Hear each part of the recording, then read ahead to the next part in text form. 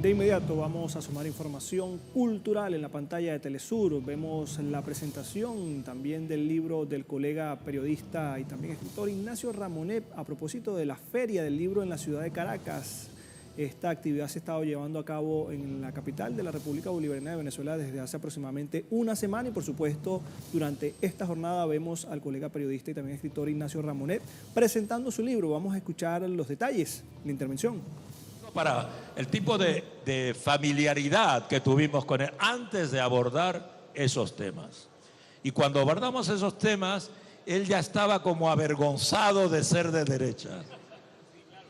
Estaba avergonzado, entonces él dice, no, pero yo, no sé si la leíste, él dice, pero yo hasta incluso tenía admiración por la Unión Soviética. Y escribí, nadie lo sabe, escribí unos poemas que se llaman poemas rojos en homenaje a la Revolución Soviética. Y efectivamente eso no lo sabe nadie. Eso fue cuando nosotros lo publicamos. Esta entrevista, una parte de ella está en la introducción a las obras completas de Borges de la Pleiade, que es lo más grande que se ha publicado sobre él. Porque esta entrevista es una entrevista muy canónica, ¿verdad? Y luego también cuando habla de sí, porque claro, Videla, bueno, el antiperonismo se lo pudimos curar, porque eso no se le puede curar, él era antiperonista radical. Pero también estuvo con Pinochet, aceptó una cena con Pinochet, eso se lo reprochamos. Pero luego dice que ayudó a liberar a gente porque estaba del lado de las madres de la Plaza de Mayo. O sea que era más compleja la situación política en él, ¿no? Claro, evidente. De hecho, él ahí dice que él ha dicho muchas tonterías o que... Dice, la gente me toma a mí, pero yo no soy político. Y tiene razón, claro. Y tiene razón. Aunque le interesaba la política, decía, no soy político. Pero bueno, cuando uno ve la entrevista, cuando Borges habla de la literatura inglesa o cuando habla de la poesía española o de la poesía escandinava, eso sí que tiene valor, porque sabe de lo que habla. Cuando habla de política, no sabe de lo que habla. Aparte de que es antiperonista. Sí. Y la revolución de Borges fue una revolución estética, una revolución de la lengua, una revolución del imaginario, o sea, que se cuenta. No, la revolución de que para ser un gran escritor, Borges, prácticamente que yo sepa, Freddy, Miguel Ángel, es el único gran escritor que no ha escrito una novela. Es así. Yo hace unos años sostuve que se había encontrado la última novela de Borges y hasta publicamos una fake news con Sandra diciendo se descubre en la biblioteca de Ginebra el manuscrito de la única novela que escribió Borges. Y lo hicimos circular por la red de, oye, eso tuvo un éxito extraordinario. Luego dijimos, no ocurrió nunca. Es un homenaje borgiano. Y además contábamos la novela, ¿no, Sandra? Contábamos la novela. Y me escribió, y dijimos, no, cuando él se murió, ese manuscrito se lo entregó al embajador, porque todo estaba archidocumentado, como hacía Borges. Porque claro, él es el inventor. Borges hace de la nota de pie de página un género literario. Así es. Entonces nosotros hicimos lo mismo y dijimos, en el último momento, cuando él está falleciendo, ¿a quién recibe? Recibe al embajador de Argentina. Fulano de tal, damos la biografía, a tal hora. No estábamos seguros, pero el hijo del embajador me escribió y me dijo, señor Ramonet, yo no sabía eso, ¿cómo ha encontrado usted esa información? Sí, extraordinario, ¿no? Pero estábamos haciendo como una imitación de él. Ahora, por otra parte, Freddy, cuando tú hablas, y tienes razón, de que ¿cuál es el objetivo de estas entrevistas? Obviamente, por una parte, estamos hablando de la figura del intelectual, que no existe ya. Estamos en 2025, no hay intelectuales, mientras que aquí son todos intelectuales y todos tienen peso. Incluso alguien que no se interesa por la política, como Borges, tiene un peso. No le dan el premio Nobel por eso, porque almorzó con Pinochet. Sí.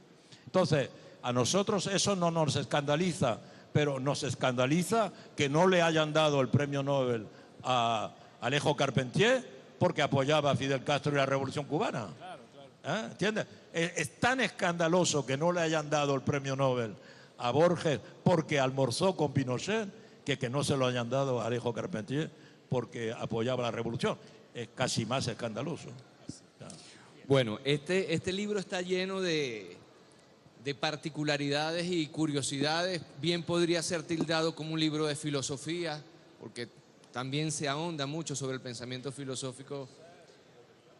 Exactamente, incluso, no, pero incluso el mismo Borges, ¿no? Es decir, bien podría ser un libro de literatura y también hay grandes intuiciones sobre el arte. Pero también hay unas particularidades que yo estoy seguro va a hacer que ustedes salgan corriendo a comprarlo. Por ejemplo,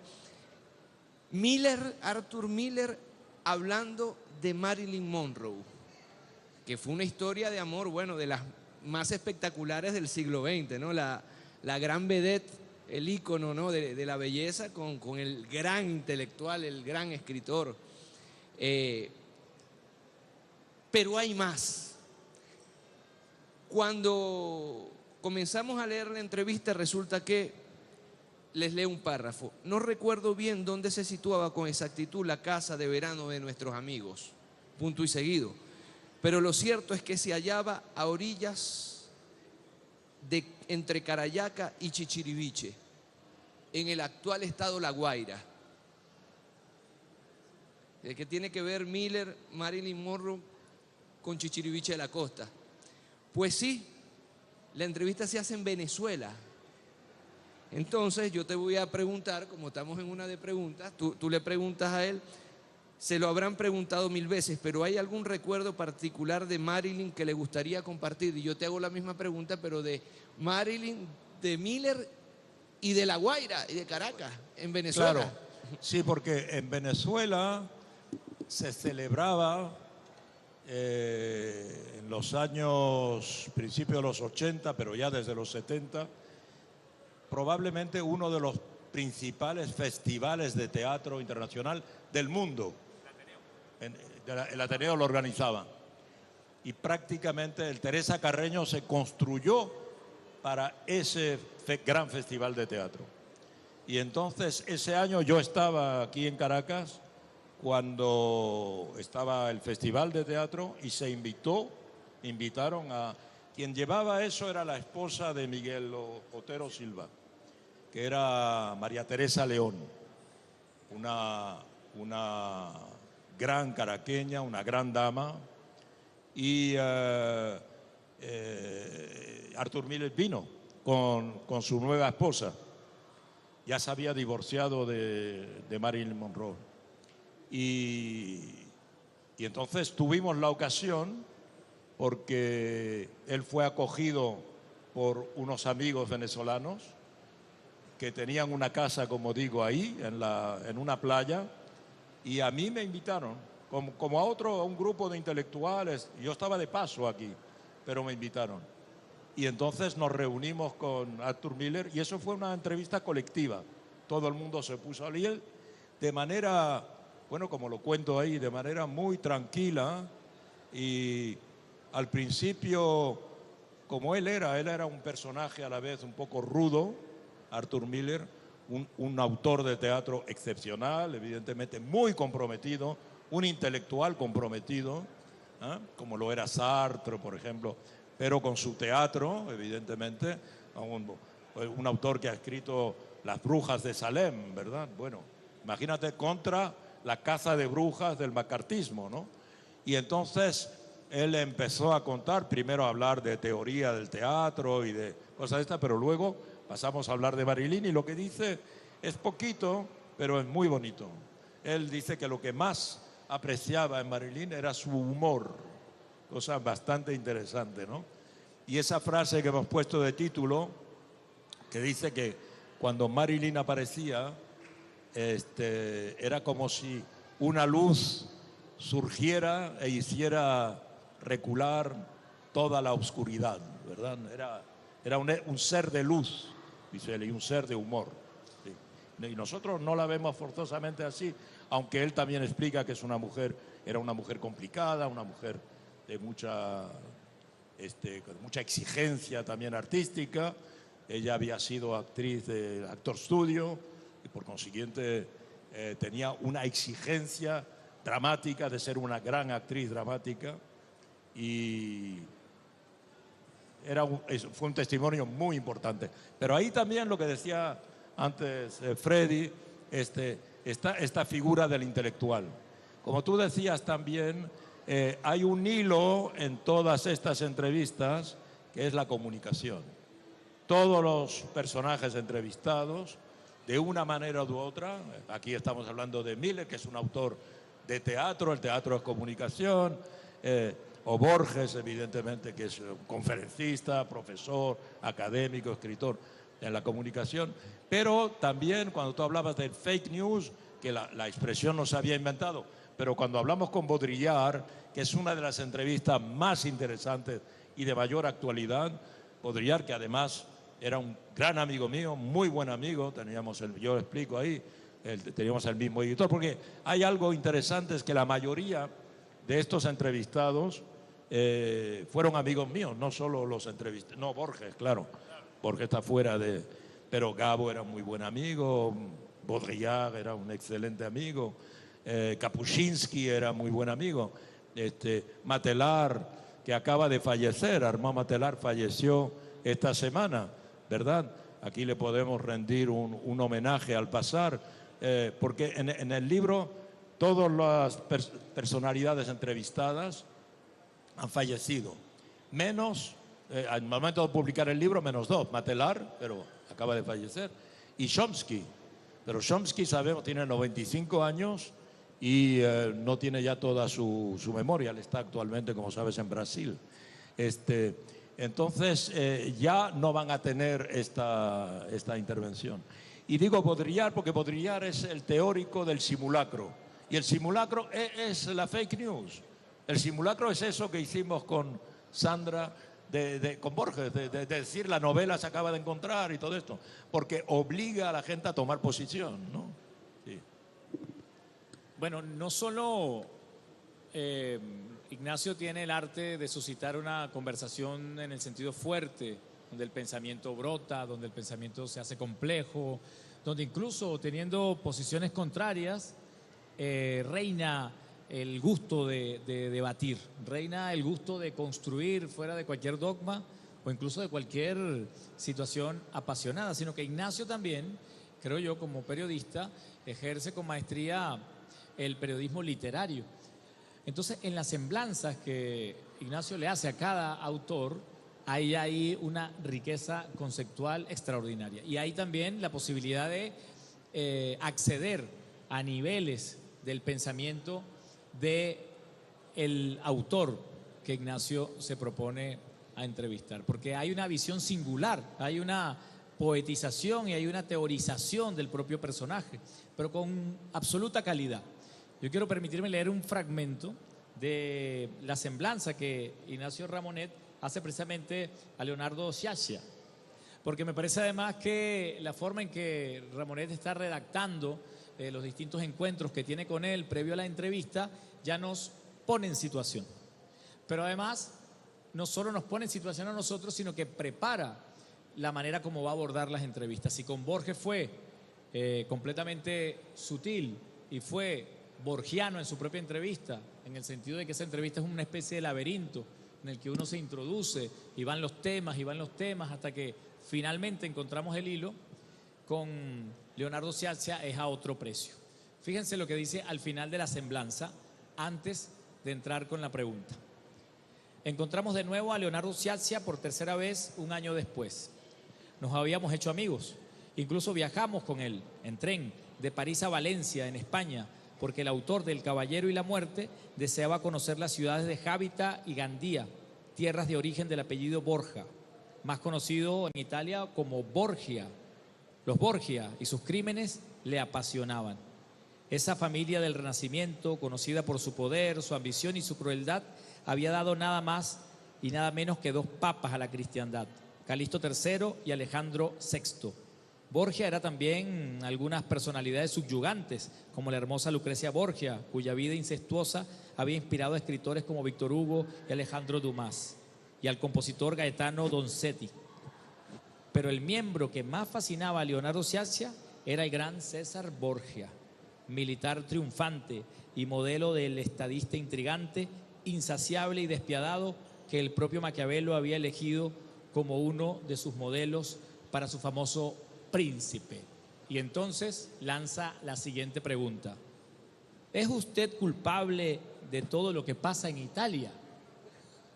Entonces el entrevistado, que imagino yo, luego de darse la mano y de iniciar la grabación, lo embiste Ignacio Ramonet, conociendo profundamente la obra de Leonardo y también conociendo su pesimismo y su temperamento, le pregunta si él es culpable de todo lo que sucede en Italia.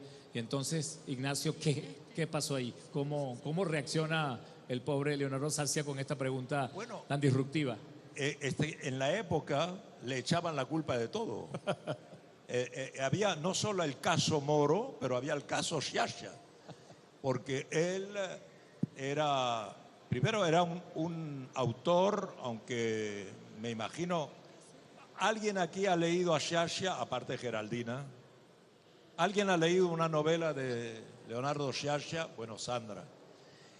Leonardo Sciascia era muy conocido, era siciliano, como Pirandello, y como Lampedusa, y era un autor de novelas policíacas, literarias pero policíacas.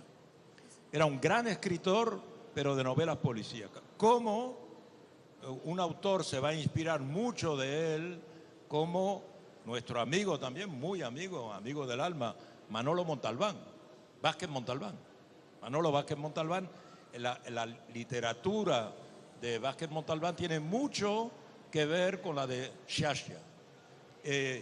O como la de otro Leonardo que conocemos, cubano, que se llama Leonardo Padura, que también se ha hecho célebre, es un gran escritor, por sus novelas policíacas. Entonces, la novela policíaca de Leonardo Sciascia, como muchas novelas policíacas, es una novela política, muy política, porque bajo el aspecto de la intriga, ¿verdad?, y del crimen, en realidad es una manera de abordar la atmósfera política que reina. Y era la época de las Brigadas Rojas, era la época de la represión, era la época de una revolución que se quería hacer por parte de los jóvenes y una antirrevolución por parte de los gobiernos conservadores.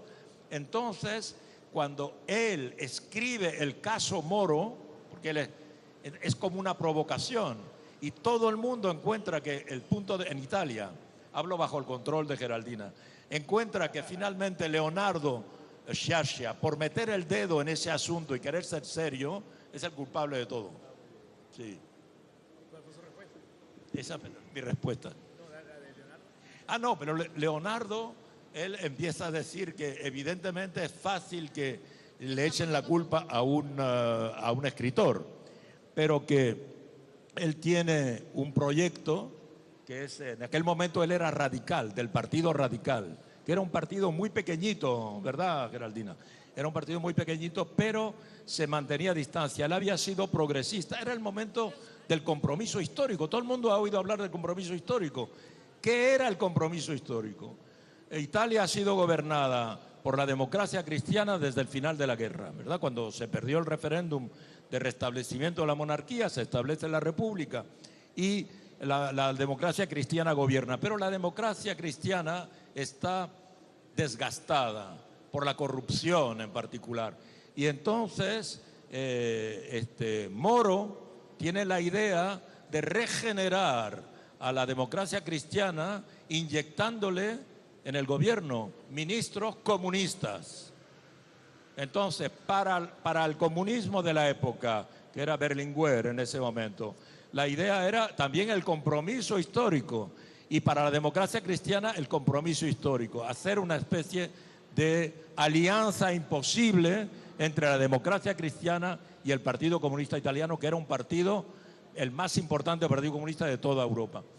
Y evidentemente, como dice Leonardo ahí, eso no va a funcionar.